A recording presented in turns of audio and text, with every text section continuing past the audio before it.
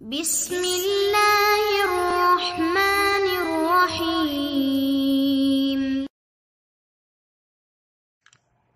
الحمد للہ رب العالمین الرحمن الرحیم مالک یوم الدین والصلاة والسلام علی نبینا محمد وآلہ واصحابہ اجمعین ومن تبعهم بإحسان إلى يوم الدين وأشهد أن لا إله إلا الله وحده لا شريك له وأشهد أن محمدا عبده ورسوله. أما بعد، قال النبي صلى الله عليه وسلم: إذا سألتم الله فاسألوه الفردوس الأعلى فإنه أعلى الجنة وأوسطها. معزز حاضرین، اللہ رب العالمین اپنی مخلوقات میں سے جس کو چاہتا ہے دوسروں پر برتری اور فوقیت دیتا ہے. اپنی مخلوقات میں سے انسانوں کو دوسری مخلوقات پر فوقیت دیا. مہینوں میں سے رمضان کو بقیہ دوسرے مہینوں پر اللہ رب العالمین نے فوقیت دیا. کتابوں میں سے اللہ رب العالمین نے قرآن کریم کو ساری کتابوں پر برتری اور فضیلت عطا فرمائی. دنوں میں اللہ رب العالمین نے جمعہ کو سید الایام اور سب سے بہتر دن قرار دیا ہے. تو یہ اللہ رب العالمین کی اپنی حکمت اور اس کے اپنے فیصلے کا تقاضا ہے کہ وہ بعض کو بعض پر فضیلت دیتا ہے. رمضان کا یہ مہینہ اللہ رب العالمین نے ہمارے لیے خصوصیت کے ساتھ برتر اور افضل مہینہ قرار دیا ہے. اسی لیے اس مہینے میں اللہ رب العالمین نے قرآن کریم کو نازل کرنے کے لیے منتخب کیا ہے یہ مہینہ. تو گویا کہ رمضان کا یہ مہینہ نزول قرآن کا مہینہ ہے، اور اسی لیے اس مہینے میں اللہ رب العالمین نے روزہ فرض کر کے ہم انسانوں کو اسے رکھنے کا حکم دیا ہے.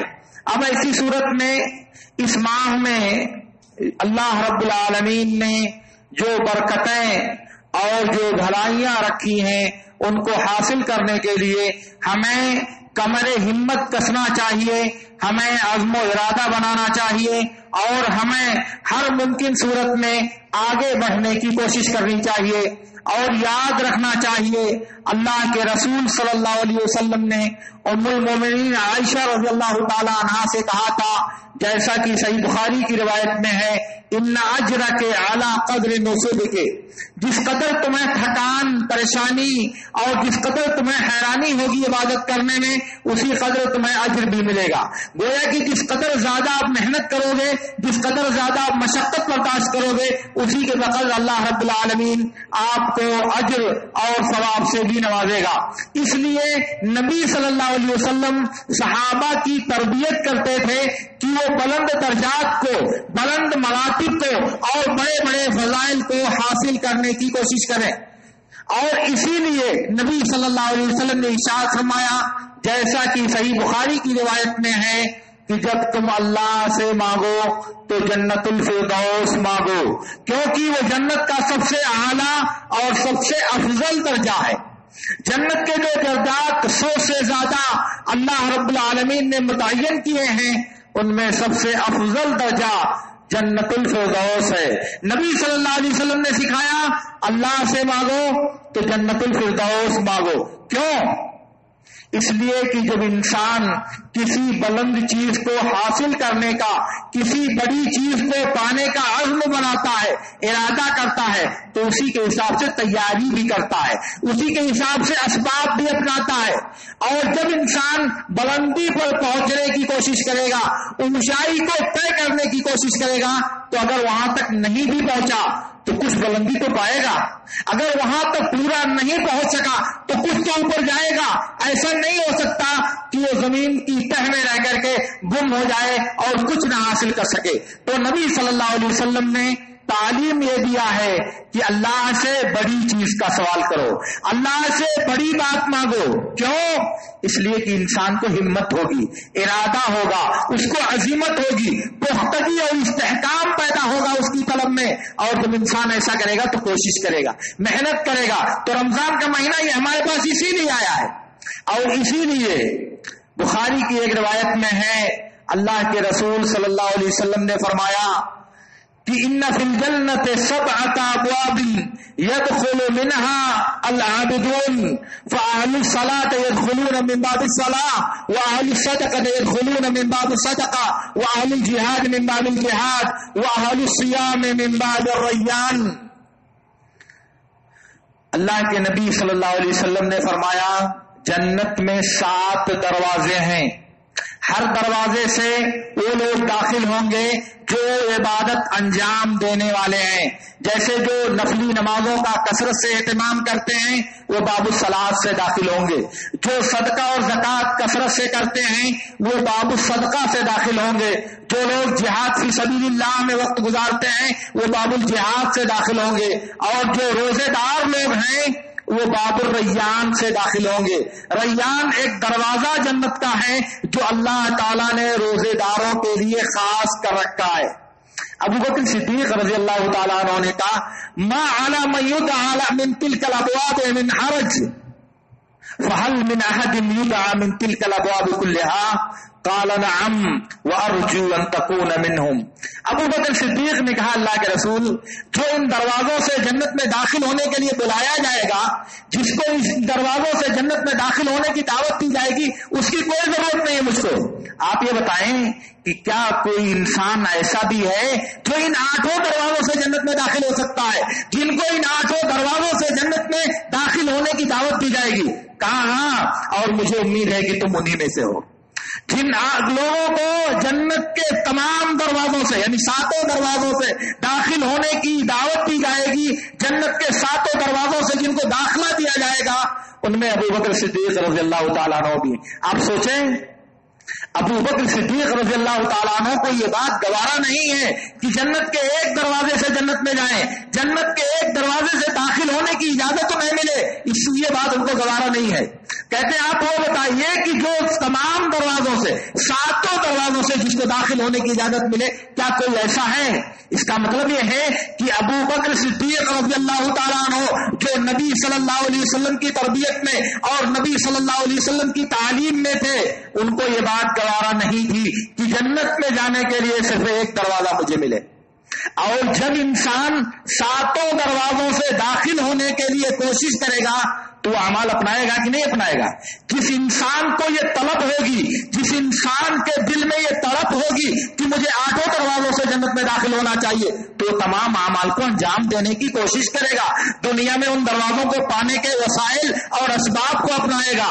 تو اب ظاہر ہے کہ جب انسان ایسی کوشش کرے گا تو 7 نہیں 4 ہی صحیح، 5 ہی صحیح، اس کو ملے گا وہ موقع جو اللہ رب العالمین اس کو جنت کے بیشتر دروازوں سے داخل ہونے کی اجازت دے گا۔ تو دنیا میں جب انسان کی ہمت بلند ہوگی، اس کا ارادہ مضبوط ہوگا، تو اس کو یہ چیزیں حاصل ہوں گی۔ تو رمضان کا یہ مہینہ ہمیں یہ درس دینے آیا ہے، ہمیں یہ پیغام دینے آیا ہے کہ دوستوں ہمت مضبوط کرو، ارادہ پختہ کرو، بلندی پر چڑھنے کا ارادہ بناؤ، بلندیوں کو طے کرنے کی عزیمت بناؤ، اور جب آپ اس بات کا ارادہ کرو گے تو رب العالمین کی توفیق آپ کی ہمنوائی کرے گی، رب العالمین کی مدد آپ کو شامل حال ہوگی، اور اللہ رب العالمین آپ کی مدد کے ذریعہ آپ کو شاد کام فرمائے گا۔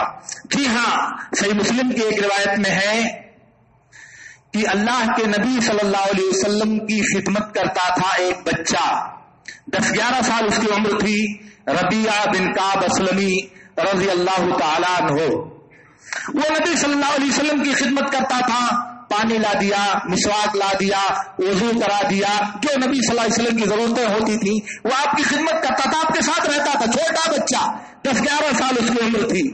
ایک دن نبی صلی اللہ علیہ وسلم قضائے حاجت کے لیے گئے، واپس آئے تو دیکھا وضو کے لیے پانی رکھا ہوا ہے۔ کہا ربیعہ تم نے یہ پانی رکھا؟ کہا ہاں اللہ کے رسول، میں نے سوچا کہ آپ ضرورت پوری کر کے آئیں گے تو آپ کو وضو کی ضرورت پڑے گی، اس لیے میں نے پانی لا کر کے رکھ دیا۔ اللہ کے نبی صلی اللہ علیہ وسلم بہت خوش ہوئے. کہا ربیہ تم کو جو مانگنا ہے مانگو.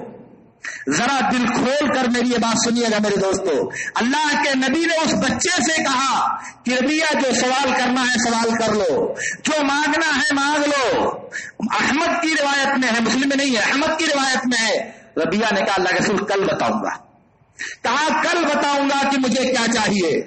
دوسرے دن وہ بچہ آیا, اللہ کے نبی صلی اللہ علیہ وسلم سے کہا اللہ کے نبی مجھے جنت میں آپ کا ساتھ چاہیے. میں چاہتا ہوں کہ جنت میں آپ کی رفاقت نصیب ہو. میری تمنا ہے کہ جنت میں آپ کے ساتھ رہوں میں. اللہ کے نبی نے کہا کہ تمہیں کس نے یہ بات سکھائی ہے؟ بچہ ہے چھوٹا سا. کہا تم سے کس نے کہا ہے کہ تم نبی صلی اللہ علیہ وسلم سے یہ بات مانگنا؟ بچے نے کہا ذرا آپ بھی سن لو کہ میں نے غور کیا دنیا کی بے ثباتی, دنیا کے فنا ہو جانے کو, دنیا کے ختم ہو جانے کو, تو میں نے کہا دنیا کیا مانگوں, دنیا ختم ہو جائے گی, اس لیے میں نے سوچا کہ میں آخرت کا سوال آپ سے کرتا ہوں. اللہ کے نبی صلی اللہ علیہ وسلم نے کہا کوئی اور چیز مانگ لو, چھوڑو اس کو, کسی دوسری چیز کا سوال کرو, بہت بڑی بات تم نے مانگی ہے. کہا نہیں اللہ کے رسول یہی چاہیے اور کچھ نہیں چاہیے, یہی چاہیے. تو اللہ کے نبی صلی اللہ علیہ وسلم نے اس سے کہا, اور پھر یہ صحیح مسلم اور احمد دونوں میں ہے, اعنی علی نفسک بکثرۃ السجود. کہا کہ اپنے نفس کے خلاف اس آرزو کو پوری کرنے میں کثرت نوافل کے ذریعہ اور کثرت سجدہ کے ذریعہ تم میری مدد کرو. میں آپ سے کہنا چاہتا ہوں کہ نبی صلی اللہ علیہ وسلم کی تربیت کس قدر پختہ اور نبی صلی اللہ علیہ وسلم کی تعلیم کس قدر عظیم الشان تھی کہ 10-11 سال کا ایک بچہ اگر مانگتا ہے تو آخرت کے بارے میں سوال کرتا ہے. اس بچے کی پوری زندگی پڑی ہوئی ہے, شادی بیاہ, بچے, گھر, دولت, زندگی کا پورا مرحلہ آگے آنے والا ہے, مگر کوئی بات اس کے دماغ میں نہیں آتی. کسی چیز کو وہ بچہ وزن اور حیثیت دینے کے لیے تیار نہیں ہے. وہ کون سا ایمان ہے میرے دوستوں, وہ کون سی ایمان کی حرارت اور ایمان کی وہ کون سی گرمی ہے جو اس بچے کو آمادہ کر رہی ہے کہ نہیں مجھے دنیا نہیں چاہیے, مجھے دولت نہیں چاہیے, مجھے جاہ و حشم نہیں چاہیے, مجھے کر و فر نہیں چاہیے, مجھے چاہیے تو آخرت چاہیے. اسے کہا جاتا ہے ایمان, اسے کہا جاتا ہے ایمان کی چاشنی, اور اسے کہا جاتا ہے ایمانی حرارت.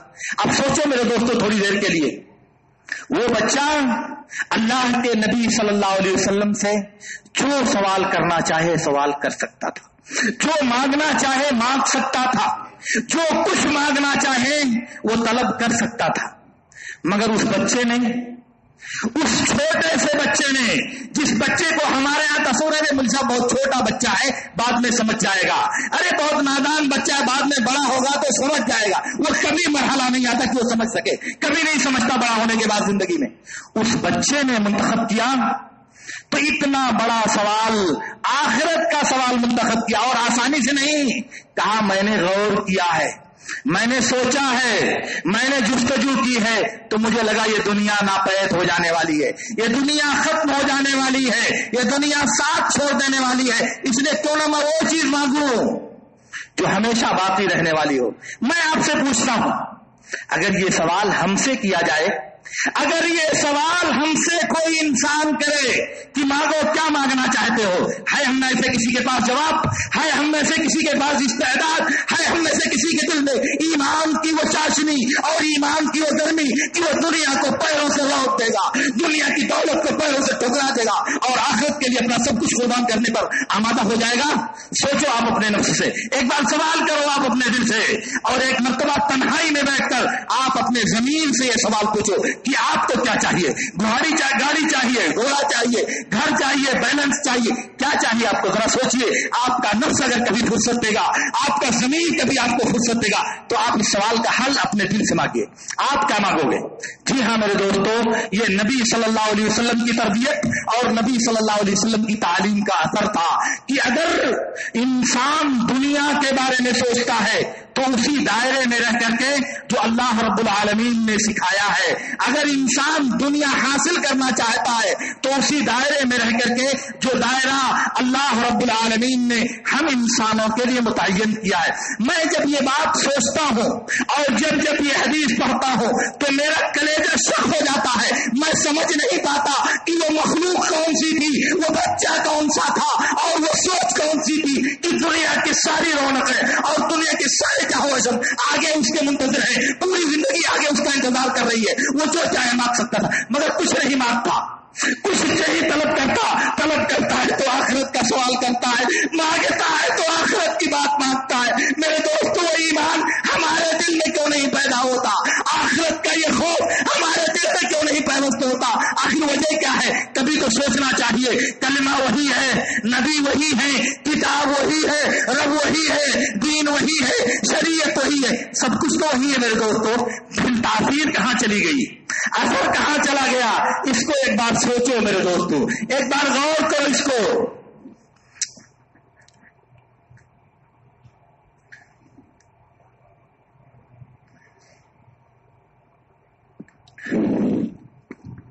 मुस्नद अबू आला और मुस्तदरक हाकिम की एक रिवायत में है, अल्लाह के नबी सल्लल्लाहु अलैहि वसल्लम एक मर्तबा मदीने के किसी देहात में गए। वहां जाकर के एक सहाबी के पास ठहरे। उसने आपकी बहुत खिदमत किया, आपकी बहुत मेहमान नवाजी किया, आपका बहुत इकराम और आपकी बहुत तकरीम किया। आप बहुत खुश हुए। उसके बाद जब आने लगे तो आपने उससे कहा कि तुम मदीना आओ तो हमारे पास ठहरो, मदीना आओ तो हमारे पास तुम ठहरो। कुछ दिनों के बाद वो आदमी किसी जरूरत से मदीना आए, अल्लाह के नबी सल्लल्लाहु अलैहि वसल्लम के पास ठहरे। आप जानते हैं कि मेहमानों की इज्जत करने में, मेहमानों की खिदमत करने में, मेहमानों का इकराम करने में मेरे नबी सल्लल्लाहु अलैहि वसल्लम से दुनिया की कोई मखलूक आगे नहीं बढ़ सकती। आपने उस देहाती सहाबी की बहुत खिदमत किया, उसका बहुत इकराम किया, उसकी बहुत इज्जत अफजाई किया, और उसके बाद कहा उस आदमी से कि अगर तुम कुछ मांगना चाहते हो मुझसे तो मांगो। उस आदमी से कहा अगर तुम मुझसे कुछ सवाल करना चाहते हो, कोई चीज मांगना चाहते हो तो कर सकते हो। उस आदमी ने कहा अल्लाह के रसूल, मुझे एक ऊंट दे दीजिए जिस पर मैं सवारी करूंगा, और एक ऊंटनी दे दीजिए जिसका दूध मैं और मेरे घर वाले पिएंगे। अल्लाह के नबी सल्लल्लाहु अलैहि वसल्लम ने सुना, आपको बहुत नागवार लगा, सख्त नापसंद आया मेरे नबी सल्लल्लाहु अलैहि वसल्लम को। कहा कि मौका मिला मांगने का तो ऊंटनी दुनिया का सामान्य आदमी मांग रहा है। कहा आजज तुम अंतकूनु का आजूज बनी इसराइल, तुमसे तो यह भी नहीं हो सक रहा कि तुम बनी इसराइल की बुढ़िया औरत की तरह से हो जाते। तुम्हारे पास इतनी भी अजीमत नहीं कि तुम बनी इसराइल की बुढ़ी औरत की तरह से हो सको। ये क्या मामला है तुम्हारा? लोगों ने कहा अल्लाह के रसूल, बनी इसराइल की बुढ़िया औरत का क्या वाकया है?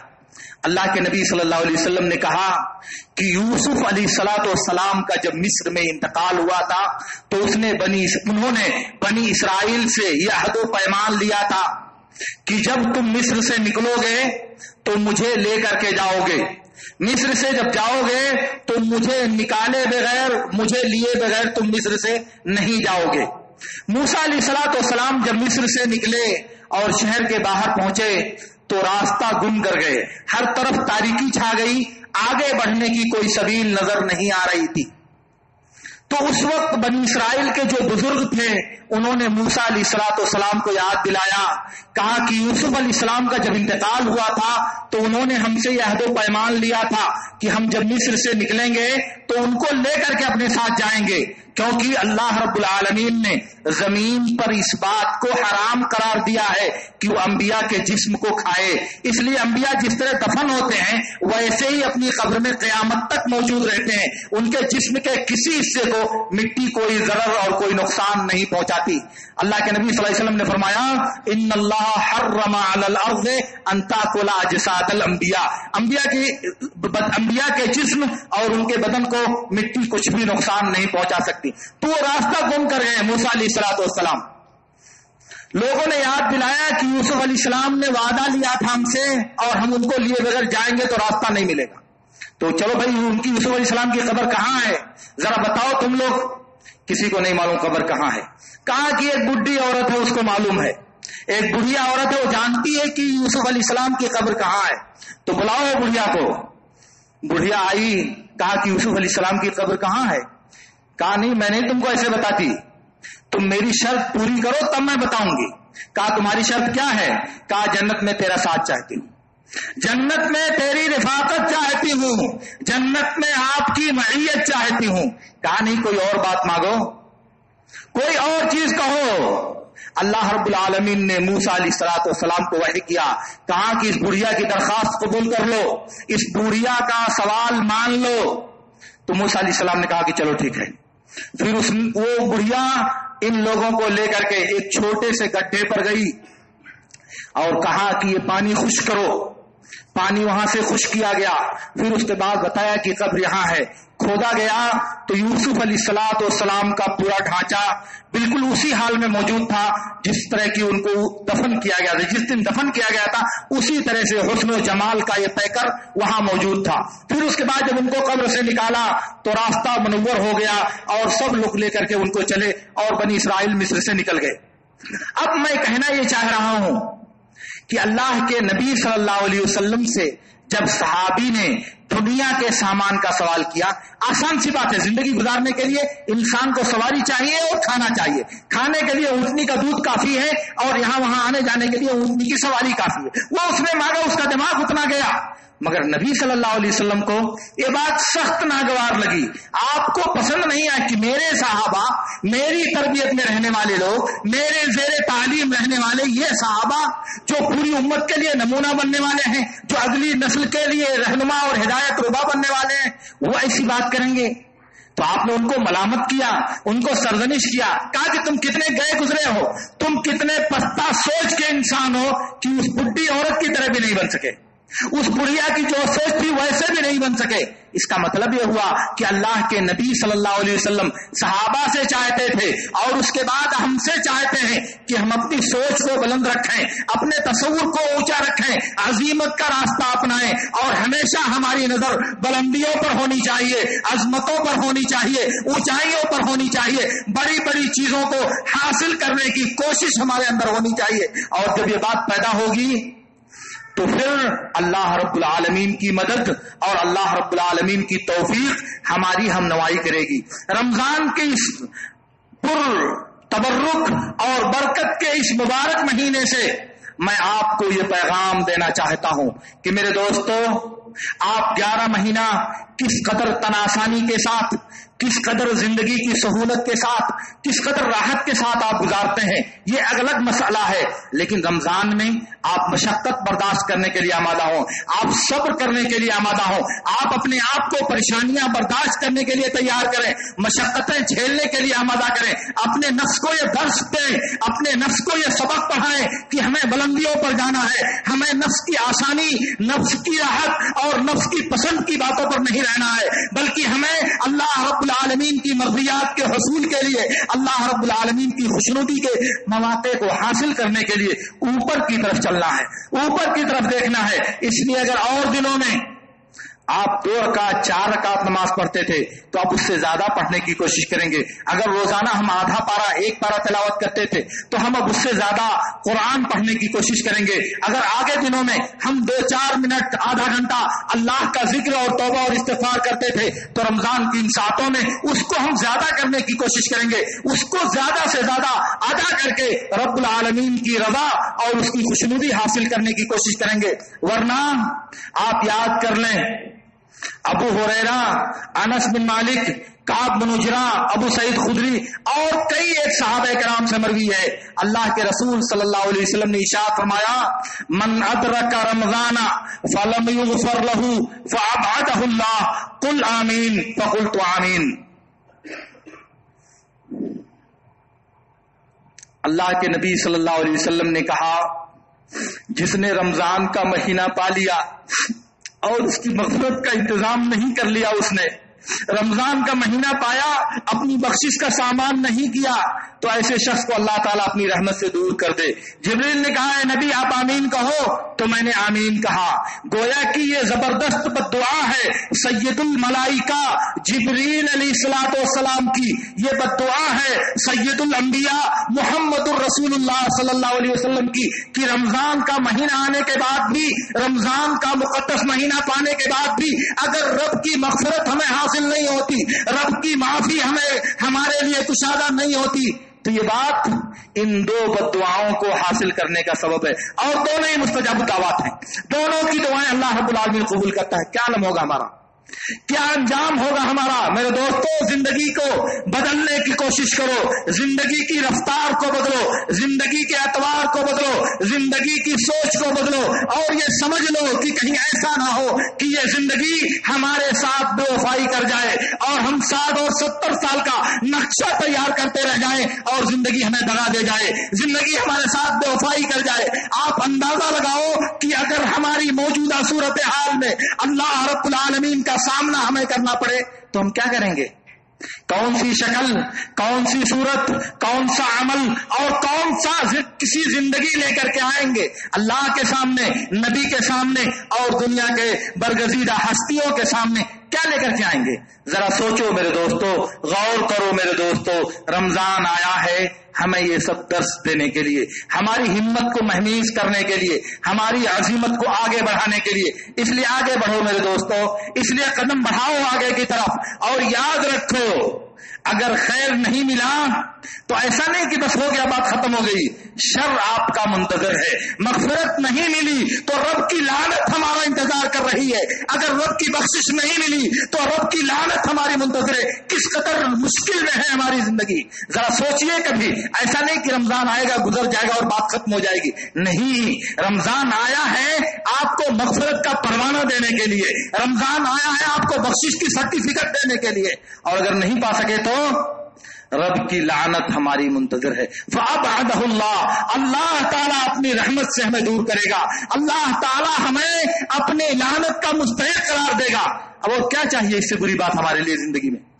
اس لیے مجبوری ہے ہماری، اگر لعنت سے بچنا چاہتے ہیں، اگر اللہ کی دھتکار سے بچنا چاہتے ہیں، اگر اللہ کی پھٹکار سے بچنا چاہتے ہیں، تو لازم ہے کہ اللہ کی مغفرت حاصل کرنے کی کوشش کی جائے، رب کی مغفرت حاصل کرنے کے طریقے، اسباب اور وسائل اپنائے جائیں۔ یہ اللہ رب العالمین کا حکم ہے ہم سے۔ اور یاد کر لیں، اللہ کے نبی صلی اللہ علیہ وسلم نے ارشاد فرمایا، اِنَّ لِلَّهِ وَتَقَاءَ مِنَ النَّارِ وَذَلِكَ فِي كُلِّ لَيْلَةٍ مِّن رمضان۔ رمضان کے ہر دن اللہ رب العالمین لوگوں کو جہنم سے آزادی کا پروانہ عطا کرتا ہے۔ ہر روز اللہ رب العالمین لوگوں کو جہنم سے آزادی عطا کرتا ہے۔ تو کوشش کیجئے ان آزاد انسانوں میں ہمارا بھی داخلہ ہو، ہمیں بھی کوشش کرنی چاہیے کہ ان آزاد انسانوں کی لسٹ میں ہمارا بھی نام شامل ہو، کیونکہ یہی مقصد زندگی، یہی مقصد حیات اور یہی مقصد روزہ بھی ہے۔ اور اگر ہم نہیں کر سکتے تو ہم سے بڑا محروم کوئی دوسرا نہیں ہوگا۔ اس لیے میرے دوستو، میں جو بات آپ سے کہنا چاہتا ہوں، میری بات مختصر لفظ میں صرف یہ ہے کہ ہمیں ہمت، ارادہ اور عزیمت پختہ کرنا چاہیے، اور رمضان کی ان مقدس ساعتوں میں، رمضان کے ان مبارک مہینوں میں زیادہ سے زیادہ خیر، بھلائی، توبہ، استغفار، تلاوت اور دوسرے بھلائی کے کاموں میں آگے بڑھنے کی کوشش کرنی چاہیے۔ اللہ رب العالمین سے میری دعا ہے کہ اللہ رب العالمین ہمیں ان باتوں کو سمجھنے اور ان پر زندگی میں عمل کرنے کی توفیق عطا فرمائے۔ وآخر دعوانا ان الحمد للہ رب العالمین۔ اقول لکم ما تسمعون واستغفر اللہ لی ولکم۔ اگر آپ میں سے کسی صاحب کے پاس کوئی سوال ہو تو پوچھ سکتے ہیں۔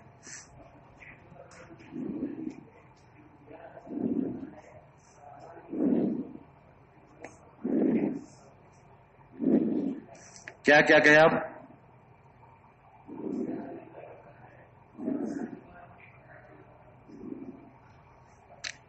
حدیث میں آتا ہے، نبی صلی اللہ علیہ وسلم نے فرمایا کہ جو آدمی مجھ پر 1 مرتبہ درود بھیجے گا تو اللہ تعالیٰ اس کے اوپر 10 مرتبہ درود بھیجے گا، اور کہا کہ جمعہ کے دن تم کثرت کے ساتھ میرے اوپر درود بھیجو، کیونکہ جمعہ کے دن تمہارا درود میرے اوپر پیش کیا جاتا ہے، فرشتے لا کر کے اسے میرے سامنے پیش کرتے ہیں جمعہ کے دن۔ اور فرمایا کہ جو مؤذن کو جواب دے، جیسے وہ کہتا ہے ویسے ہی وہ بھی کہے، اور پھر اس کے بعد مجھ پر درود بھیجے اور میرے لیے وسیلہ کا سوال کرے، تو اس کے لیے قیامت کے دن میری شفاعت حلال ہو جائے گی۔ تو نبی صلی اللہ علیہ وسلم پر کثرت کے ساتھ درود بھیجنا، زیادہ سے زیادہ نبی صلی اللہ علیہ وسلم پر درود بھیجنے کی کوشش کرنا بغیر کوئی وقت متعین کیے ہوئے، یہ بہت فضیلت اور بہت زیادہ اجر کا کام ہے. اور خصوصیت کے ساتھ جمعہ کے دن نبی صلی اللہ علیہ وسلم نے ہم کو ایسا کرنے کا حکم دیا ہے. اس لیے کثرت کے ساتھ درود بھیجنے کی کوشش کرنا، یہ ایک طرف نبی صلی اللہ علیہ وسلم سے ہماری محبت کی دلیل ہوگی، دوسری طرف رب کی مغفرت حاصل ہونے کا ذریعہ بھی ہوگا. کیونکہ اللہ کے نبی صلی اللہ علیہ وسلم نے فرمایا کہ جو آدمی کثرت کے ساتھ مجھ پر درود بھیجے گا اس کے گناہوں کو بخش دیا جائے گا، اس کا غم اور حزن دور کر دیا جائے گا اور اللہ تعالیٰ اسے جنت میں داخل کرے گا.